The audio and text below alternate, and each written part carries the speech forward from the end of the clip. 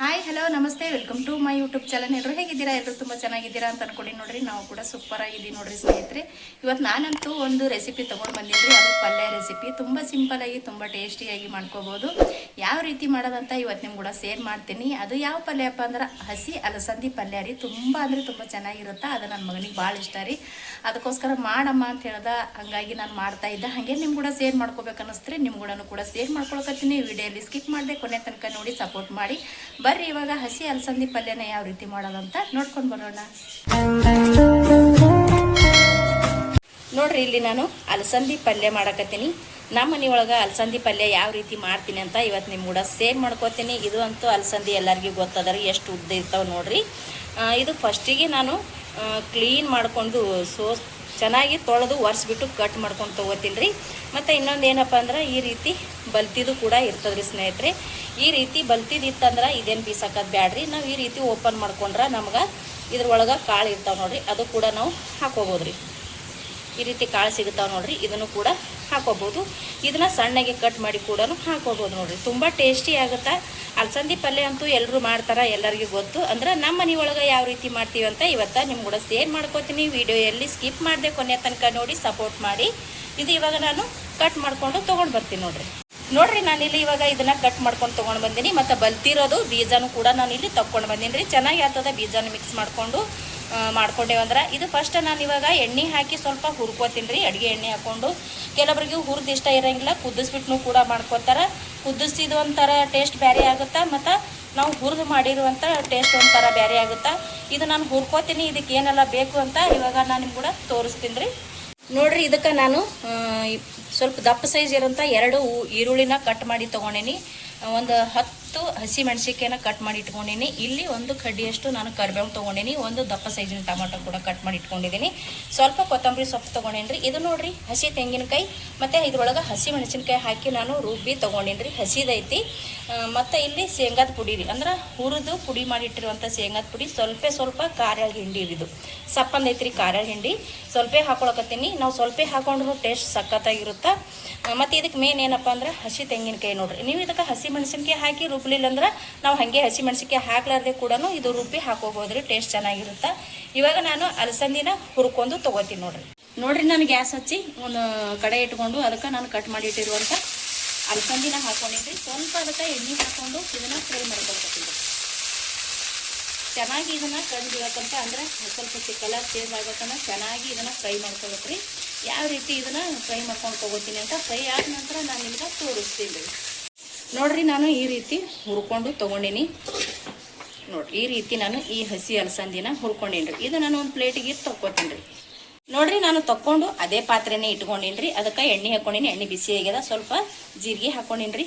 ಸ್ವಲ್ಪ ಸಾಸಿವೆ ಹಾಕೊಳಕತ್ತೀನಿ ರೀ. ಒಂದು ಸ್ವಲ್ಪ ಚಟಪಟ ಸಿಡಿದ ನಂತರ ನಾವು ಕಟ್ ಮಾಡಿ ಇಟ್ಟಿರುವಂಥ ಈರುಳ್ಳಿನ ಹಾಕೊಳ್ಳಮತ್ರಿ ನೋಡ್ರಿ. ಇವಾಗ ಸ್ವಲ್ಪ ಚಟಪಟ ಅಂತ ಸಿಡಕತ್ತವ ಸಾಸಿವೆ ಜೀರಿಗೆ ಕರಿಬೇವು ಹಾಕೊಳಕತ್ತೀನಿ. ಇವಾಗ ಕರಿಬೇವು ಒಂದು ಸ್ವಲ್ಪ ಇದಾದ ನಂತರ ಕಟ್ ಮಾಡಿ ಇಟ್ಟಿರುವಂಥ ಈರುಳ್ಳಿ ಹಾಕೋತೀನಿ ನೋಡ್ರಿ. ಈರುಳ್ಳಿ ಮತ್ತು ಹಸಿಮೆಣಸಿನ್ಕಾಯಿ 2 ಒಟ್ಟಿಗೆ ಹಾಕೊಳಕತ್ತೀನಿ ರೀ. ಮತ್ತು ಹಸಿಮೆಣಸಿನ್ಕಾಯಿನೂ ಹಾಕೊಂಡಿನಿ. ನಾನು ಸ್ವಲ್ಪ ಅಕ್ಕಿ ಖಾರದ ಪುಡಿನೂ ಹಾಕೋತೀನಿ ರೀ. ಇದು ಒಂದು ಸ್ವಲ್ಪ ಈರುಳ್ಳಿ ಚೆನ್ನಾಗಿ ಫ್ರೈ ಆಗಲಿ. ಚೆನ್ನಾಗಿ ಇದನ್ನು ಫ್ರೈ ಮಾಡ್ಕೋಬೇಕು. ಜರ ಕಲರ್ ಚೇಂಜ್ ಆಗತ್ತಾನ ಇದು ಈರುಳ್ಳಿ ಹಸಿ ಘಮ ಹೋಗತ್ತಾನ ನಾನು ಇದನ್ನು ಫ್ರೈ ಮಾಡ್ಕೊಂಡು ತೊಗೋತೀನಿ ರೀ. ನೋಡಿರಿ, ಸ್ವಲ್ಪ ಈರುಳ್ಳಿ ಕಲರ್ ಸ್ವಲ್ಪ ಚೇಂಜ್ ಆಗೈತಿ. ಇಷ್ಟಾದ್ರೆ ಸಾಕ್ರಿ. ನಾನು ಇದಕ್ಕೆ ಈಗ ಟೊಮೊಟೊ ಮತ್ತು ಕಟ್ ಮಾಡಿ ಇಟ್ಕೊಂಡಿರೋಂಥ ಕೊತ್ತಂಬರಿ ಟೊಮೊಟೊ 2 ಸೇರಿಸ್ತೀನಿ ರೀ. ಇದಕ್ಕೆ ಇವಾಗ ಸ್ವಲ್ಪ ಅರಿಶಿಣ ಹಾಕೋತೀನಿ ರೀ. ಜರ ಬೇಗ ಮೆತ್ತಗನ ಆಗ್ತದ. ಒಂದು ಸ್ವಲ್ಪ ಅರಿಶಿಣ ಮತ್ತು ಉಪ್ಪು ಕೂಡ ಸೇರಿಸ್ಕೋತೀನಿ ನೋಡಿರಿ. ರುಚಿಗೆ ತಕ್ಕಷ್ಟು ಉಪ್ಪು ಹಾಕೊಳಕತ್ತೀನಿ ರೀ. ಉಪ್ಪು ಅರಿಶಿಣ ಹಾಕ್ಕೊಂಡು ಒಂದು ಸ್ವಲ್ಪ ನಾವು ಇದನ್ನು ಎಣ್ಣೆ ಒಳಗೆ ಫ್ರೈ ಮಾಡ್ಕೊಂಡು ತೊಗೊಳಮ್ರಿ. ಅಂದ್ರೆ ಬೇಯಿಸ್ಕೊಂಡು ತೊಗೊಳಮ್ಮ. ಟೊಮೊಟೊ ಕೂಡ ಮೆತ್ತಗಾಗ್ತದೆ ರೀ. ಟೊಮೊಟೊ ಮೆತ್ತಗಾದ ನಂತರ ಇದಕ್ಕೆ ನಾನು ಸ್ವಲ್ಪ ಅಚ್ಚ ಖಾರದ ಪುಡಿ ಕೂಡ ಸೇರಿಸ್ಕೊಳ್ತೀನಿ ರೀ. ಫಸ್ಟ್ ಇದು ಒಂದು ಸ್ವಲ್ಪ ಮೆತ್ತಗೆ ಮಾಡ್ಕೊಳಮ್ರಿ. ಅರಿಶಿಣ ಉಪ್ಪು ಹಾಕೊಂಡಿನಲ್ರಿ, ಅದಕ್ಕೆ ಇದನ್ನು ಸ್ವಲ್ಪ ತಿರುವಾಕತ್ತೀನಿ ರೀ. ನೋಡಿರಿ, ಇದು ಒಂದು ಸ್ವಲ್ಪ ಮೆತ್ತಗಾಗೈತಿ. ಇವಾಗ ನಾನಿಲ್ಲಿ ಒಂದು ಸ್ಪೂನಷ್ಟು ಅಚ್ಚ ಖಾರದ ಪುಡಿ ಹಾಕೊಳಕತ್ತೀನಿ ರೀ. ಇದನ್ನ ಒಂದು ಸ್ವಲ್ಪ ಚೆನ್ನಾಗಿ ಮಿಕ್ಸ್ ಮಾಡ್ಕೊಳಮ್ರಿ. ಇವಾಗ ಖಾರ ಮಿಕ್ಸ್ ಮಾಡ್ಕೊಂಡ ನಂತರ ನಾನು ಮುಂಚೆನೇ ನಿಮ್ಗೆ ಹೇಳಿದ್ದು ನೋಡಿರಿ, ಹಸಿ ತೆಂಗಿನಕಾಯಿ ತೊಗೊಂಡಿನಲ್ರಿ. ಅದು ಹಸಿ ತೆಂಗಿನಕಾಯಿ ಇಷ್ಟನ್ನು ಹಾಕೋತೀನಿ. ಹಸಿ ತೆಂಗಿನಕಾಯಿ ಹಸಿ ಮೆಣಸಿನ್ಕಾಯಿ ಹಾಕಿ ರುಬ್ಬಿ ತೊಗೊಂಡಿನಿ ರೀ. ಇದು ಒಂದು ಸ್ವಲ್ಪ ಎಲ್ಲ ಕಡೆ ಮಿಕ್ಸ್ ಆಗಂಗೆ ತಿರುವಂಗೆ ತೊಗೊಳಮತ್ರಿ. ಈ ರೀತಿ ನೋಡ್ರಿ, ಈ ರೀತಿ ನಾನು ಮಿಕ್ಸ್ ಮಾಡ್ಕೊಂಡು ನೋಡ್ತಾ ಇರ್ಬೋದು ರೀ. ಎಷ್ಟು ಸಖತ್ತಾಗಿ ಕಾಣಕತ್ತದ ಮತ್ತು ಅಷ್ಟೇ ಟೇಸ್ಟಿಯಾಗಿರುತ್ತೆ. ಅಗದಿ ಘಮ್ ಅನ್ನಕತ್ತೈತಿ ನೋಡ್ರಿ. ಈ ತೆಂಗಿನಕಾಯಿಯನ್ನು ಸೇರಿಸ್ಕೊಂಡು ನೋಡಿ, ಹಸಿ ತೆಂಗಿನಕಾಯಿ ಸೂಪರ್ ಆಗ್ತದ. ಒಂದು ಸಲ ನೀವು ಕೂಡ ಟ್ರೈ ಮಾಡಿ ನೋಡಿರಿ ಸ್ನೇಹಿತರೆ, ಚೆನ್ನಾಗಿರುತ್ತೆ. ಇವಾಗ ಇದು ಮುಂಚೆನೇ ಹುರಿದಿಟ್ಟಿರುವಂಥ ಅಲಸಂದಿ ಇದು ಇವಾಗ ಸೇರಿಸ್ಕೊಳ್ತೀನಿ ನೋಡಿ. ಚೆನ್ನಾಗಿ ಇದನ್ನು ಸೇರಿಸ್ಕೊಂಡ್ಬಿಟ್ಟು ಮಿಕ್ಸ್ ಮಾಡ್ಕೊಳ್ಳೋಣ. ಇಷ್ಟು ನಾನು ಹಾಕ್ಕೊಂಡೆ ನೋಡಿ. ಇವಾಗ ಇದನ್ನು ಚೆನ್ನಾಗಿ ಮಿಕ್ಸ್ ಮಾಡ್ಕೊತೀನಿ ನೋಡಿ. ಈ ರೀತಿ ಎಲ್ಲ ಕಡೆ ಹೊಂದಾಗ ಚೆನ್ನಾಗಿ ಮಿಕ್ಸ್ ಮಾಡ್ಕೊಳ್ಳೋದು. ಟೇಸ್ಟ್ ಅಂತೂ ಭಾಳ ಅಂದ್ರೆ ಭಾಳ ಚಂದ ಇರ್ತದೆ ರೀ. ನೀವು ರೊಟ್ಟಿ ಚಪಾತಿ ಬಿಸಿ ಅನ್ನಕ್ಕೆ ಸೈಡಿಗೆ ಅಂತೂ ಚೆನ್ನಾಗಿರುತ್ತೆ. ಇದು ನಾನು ಮಿಕ್ಸ್ ಮಾಡ್ಕೊಂಡ ನಂತರ ಇದಕ್ಕೆ ನಾವು ಒಂದು ಸ್ವಲ್ಪ ನೀರನ್ನ ಸೇರಿಸ್ಕೋಬೇಕಾಗ್ತದೆ ನೋಡಿ. ಎಷ್ಟು ಚೆನ್ನಾಗಿ ಬಂದಿರ್ತದೆ. ಇದಕ್ಕೆ ನಾನು ಒಂದು ಸ್ವಲ್ಪ ನೀರನ್ನ ಸೇರಿಸ್ಕೋತೀನಿ ನೋಡಿರಿ. ಇದಕ್ಕೆ ನಾನು ಸ್ವಲ್ಪ ನೀರು ಹಾಕೊಳ್ತೀನಿ. ಒಂದು ಸ್ವಲ್ಪ ನೀರನ್ನ ಸೇರಿಸ್ಕೊಂಡು ಚೆನ್ನಾಗಿ ಇದನ್ನು ತಿರುವಬೇಕು.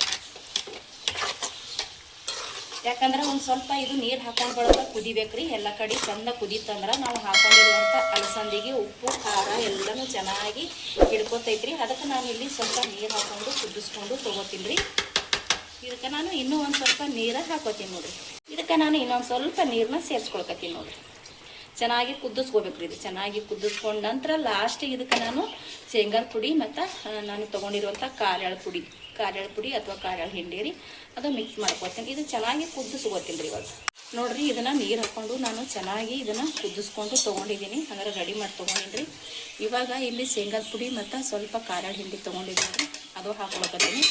ಅದು ಹಾಕ್ಕೊಂಡು ಇದು ಸ್ವಲ್ಪ ಚೆನ್ನಾಗಿ ನಾನು ಮಿಕ್ಸ್ ಮಾಡ್ಕೋತೀನಿ ರೀ. ಚೆನ್ನಾಗಿ ಎಲ್ಲ ಕಡೆಗೆ ಶೇಂಗಾದ ಹಿಂಡಿ ಮತ್ತು ಖಾರ ಹಿಂಡಿ ಮಿಕ್ಸ್ ಆದಂಗೆ ಮಿಕ್ಸ್ ಮಾಡ್ಕೋತೀನಿ ನೋಡಿರಿ. ಶೇಂಗಾದ ಪುಡಿ ಮತ್ತು ಖಾರ ಹಿಂಡಿ ಹಾಕ್ಕೊಂಡು ಒಂದು ಸ್ವಲ್ಪ ಇದನ್ನು ನಾವು ಕುದಿಸ್ಕೋಬೇಕಾಗ್ತದೆ ರೀ. ಶೇಂಗಾದ ಪುಡಿನ ಎಲ್ಲ ಕಡೆ ಬಂದಾಗ ಒಂದು 2 ನಿಮಿಷ ಆದ್ರೆ ಸಾಕು, ರೆಡಿ ಆಗಿ ಹೋಗುತ್ತೆ ರೀ ನೋಡಿರಿ. ಇದು ಅಂತೂ ಇವಾಗ ರೆಡಿ ಆಯ್ತು ನೋಡಿರಿ ಸ್ನೇಹಿತರೆ. ಇದನ್ನು ಸಖತ್ತಾಗಿ ಹಸಿ ಅಲಸಂದಿ ಪಲ್ಯ ಅಂತೂ ರೆಡಿ ಆಯ್ತು ನೋಡಿ. ಇವಾಗ ನಾನು ಗ್ಯಾಸ್ ಬಂದ್ ಮಾಡ್ಕೊತೀನಿ. ಗ್ಯಾಸ್ ಬಂದ್ ಮಾಡ್ಕೊಂಡು ಒಂದು ಪ್ಲೇಟಿಗೆ ಸರ್ವ್ ಮಾಡ್ಕೊತೀನಿ. ರೆಡಿ ಆಯ್ತು ನೋಡಿರಿ, ಹಸಿ ಅಲಸಂದಿ ಪಲ್ಯ ಅಂತೂ ಟೇಸ್ಟಿಯಾಗಿ ರೆಡಿ ಆಯ್ತು ರೀ. ನಮ್ಮ ಮನೆ ಒಳಗೆ ನಾವು ಯಾವ ರೀತಿ ಮಾಡ್ತೀವಿ ಅಂತ ನಾನು ನಿಮ್ಗೆ ಕೂಡ ಶೇರ್ ಮಾಡ್ಕೊಂಡೀನಿ. ಈ ವಿಡಿಯೋ ನಿಮ್ಗೆ ಇಷ್ಟ ಆಗಿತ್ತಪ್ಪ ಅಂದ್ರೆ ಪ್ಲೀಸ್ ಒಂದು ಲೈಕ್ ಮಾಡಿರಿ. ಇಷ್ಟೊತ್ತನ ವಿಡಿಯೋ ನೋಡಿದವ್ರಿಗೆ ಎಲ್ಲರಿಗೂ ಕೂಡ ಥ್ಯಾಂಕ್ ಯು. ಮತ್ತೆ ಒಂದು ಹೊಸ ರೆಸಿಪಿಯೊಂದಿಗೆ ಸಿಗ್ತೀನಿ ರೀ. ಅಲ್ಲಿ ತನಕ ಮತ್ತೊಮ್ಮೆ ಎಲ್ಲರಿಗೂ ಕೂಡ ನಮಸ್ಕಾರ.